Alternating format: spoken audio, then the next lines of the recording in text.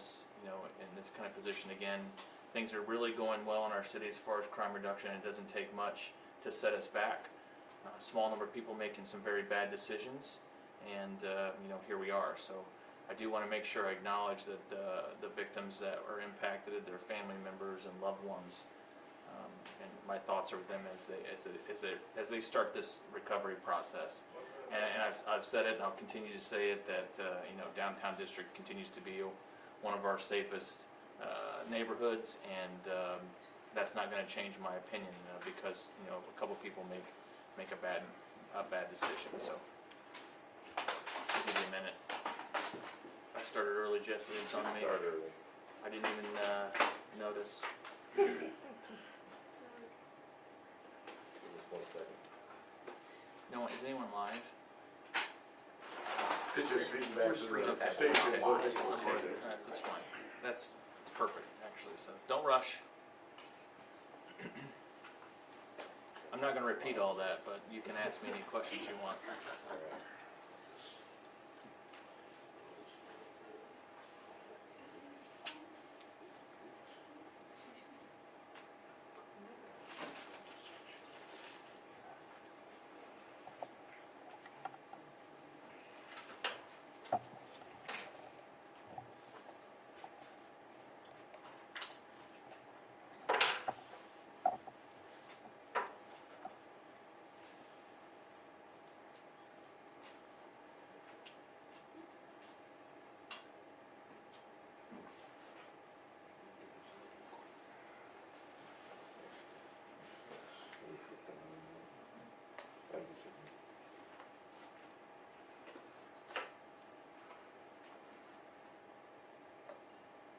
Alright, is everyone all set now? 1 second. Okay, tell us when you're ready.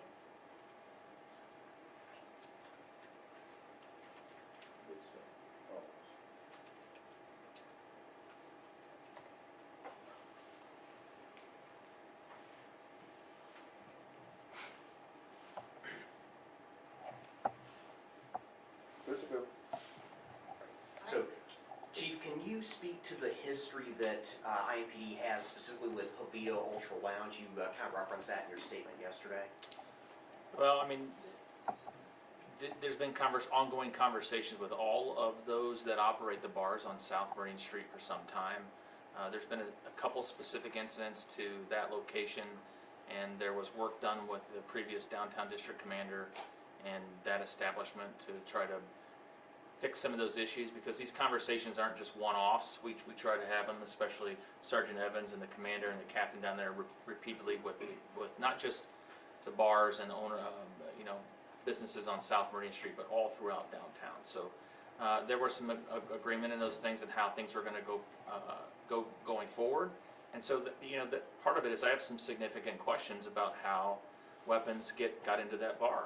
If you say that you have security and that you're doing pat downs or you're using wands, there was at least 3 guns in there.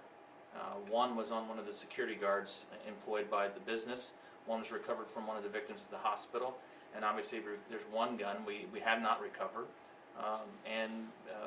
so there was at least 3. So that's problematic when you mix booze and guns, and we know how volatile those situations can be. And so we have some significant questions, and we're going to ask those questions.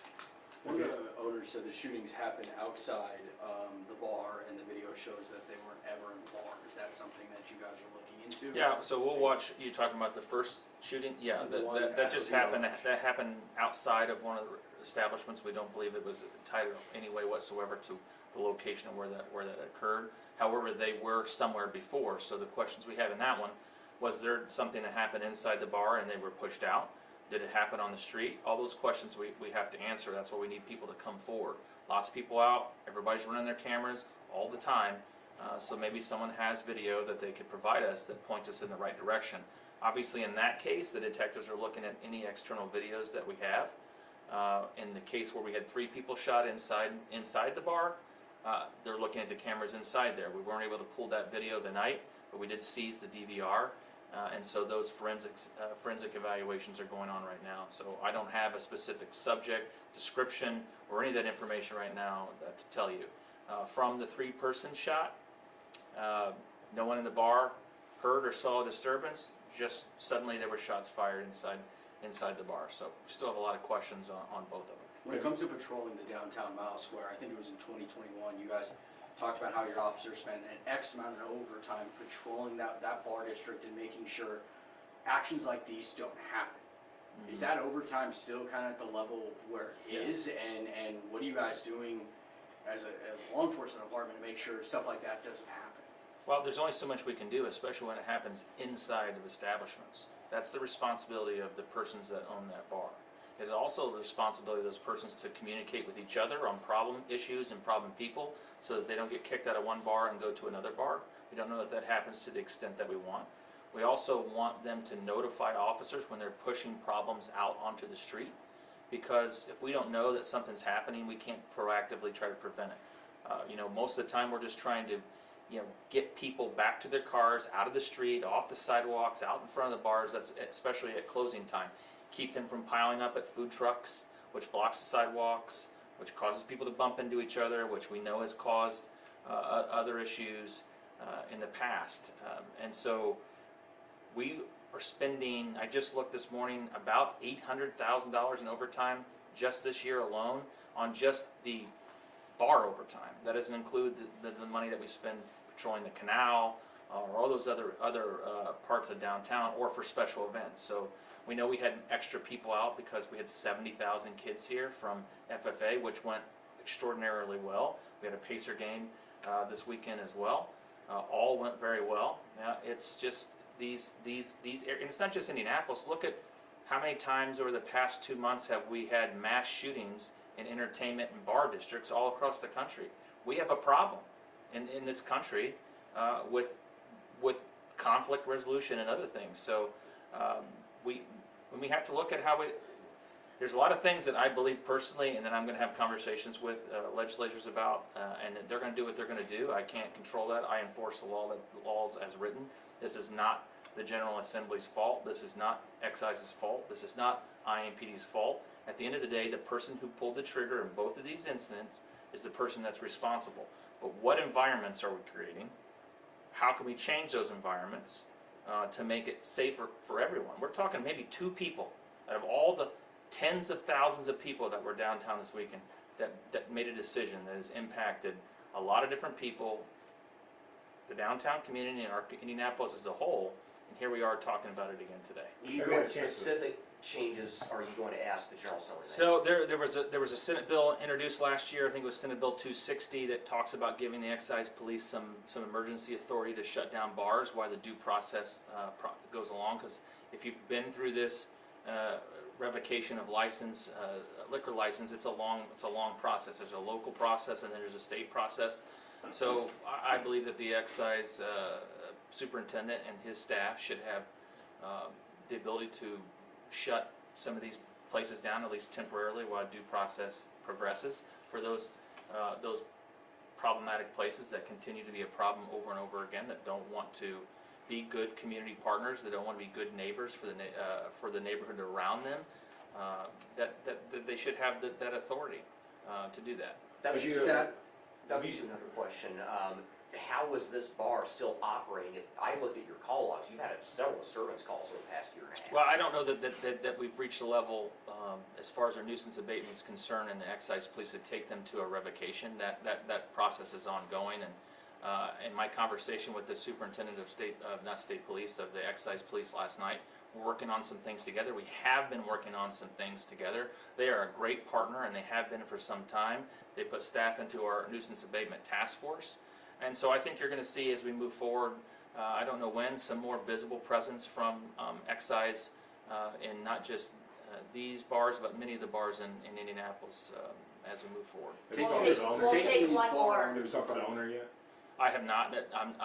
My intention is not to talk to the owner. My intention is to let Downtown District use the processes that they've had in place. I've already met with many of the operators. Not more than 2 months ago. I expressed my expectations and what I think they need to do, and what would happen if we didn't. What I was going to do within my authority to hold them accountable, and I plan on moving forward with those ideas. Can I briefly Respectfully, talk about that last program? Yeah. Respectfully, I didn't Yeah. get a question. Yeah, that's right, that's okay, I So I'll got it, ask you a question. I got it, yeah. What's your message to the public in general, coming off, I counted up, we've had 5 homicides downtown. None of these incidents were homicides, although we did have a fatal stabbing at the Speedway last week. So what's your message when it comes to the safety of downtown? Downtown, any one time is our busiest and biggest neighborhood. Hundreds of thousands of people at some points in our downtown. It accounts for less than 6% of the crime overall of our 400 square miles. Downtown is and continues to be a safe place. Those individuals that involve themselves in risk behavior, that bring guns to bars, are the problem. 70,000 kids came in last week and went out last week the way they can. 20,000 people went to the Pacer game, came into the game, and went home the same way they came, because they came in with the right attitude, the right mindset, and the right heart. Those individuals that make these poor decisions are the focus of our officers every single day. We're gonna do everything we can to find them and hold them accountable. We need some help. We need the community to step forward. We need the community to make better decisions.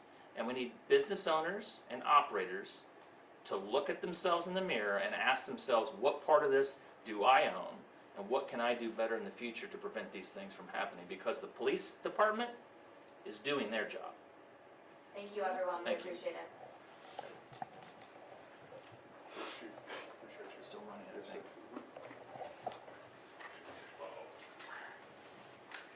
Thanks, Jesse. Sir? Sorry I started early. Thanks all. Thank you, Chief. That's called efficiency. We're moving upstairs, so it'll be a whole new wall. They'll just